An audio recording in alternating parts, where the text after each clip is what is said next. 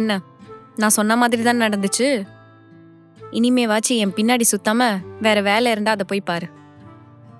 எங்க அம்மா ஓகே சொல்லிட்டாங்க. என்ன?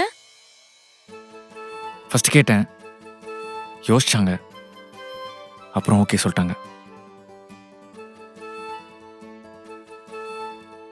எனக்கு உங்க அம்மாவை பார்க்கணும். எதுக்கு?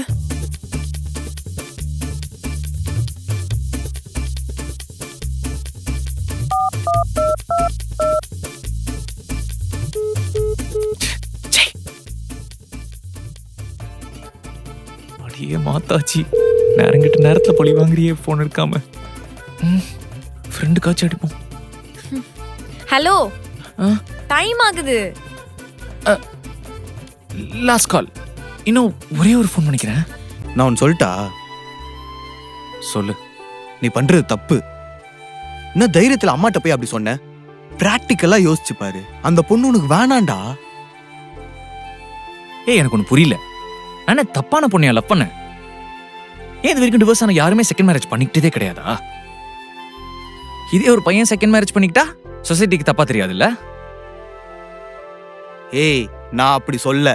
அம்மாட்ட போய் என் ஃப்ரெண்டுக்கு ஒண்ணு இப்படி நடந்திருக்குன்னு சொன்னதுக்கே இவ்வளோ ரியாக்ட் பண்றாங்க. இதே உனக்குன்னு தெரிஞ்சா? பேசி புரிய வைக்கலாம்லடா. நீ முடிவு பண்ணிட்ட, உன் லைஃப் ஆஸ் அ ஃப்ரெண்டா நான் சொல்ல வேண்டியதை சொல்லிட்டேன். அந்த பொண்ணுகிட்ட போய் என்ன சொல்ல போற? அத பத்தி தெரியலடா. ஒரு விஷயமா? என்ன விஷயம்டா? சொன்னாதானே அம்மாக்கு தெரியும். சொல்லு. ஒரு பொண்ணுக்கு கல்யாணம் ஆயிடுச்சு. யாருக்குடா? சொல்ல வரதுதான் முழுசா யாரு கேளமா? கல்யாணம்னா என்ன? கல்யாணம்னா நல்ல விஷயம் தானடா. இந்த பாருடா, உனக்குன்னு கல்யாணம் ஆகலன்னு தான் அம்மாவுக்கு ரொம்ப வருத்தமா இருக்கு.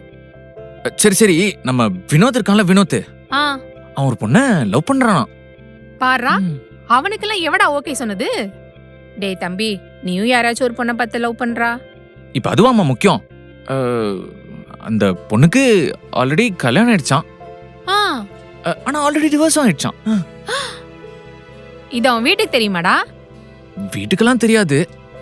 தெரிஞ்சா என்ன சொல்ல போறாங்க இல்ல? பையனுக்கு பிடிச்சிருந்தா போதும்ல. அதானே பார்த்தேன். அவன் வீட்டுக்கு மட்டும் தெரிஞ்சுன்னு வச்சுக்கோ, அவ அம்மா சோத்துல விஷத்தை வச்சே கொன்றுவா. ஏண்டா, இவனுக்கு பிடிச்சா மட்டும் போதுமாடா? இதுல லவ் மேரேஜ் வேறையாக்கும்.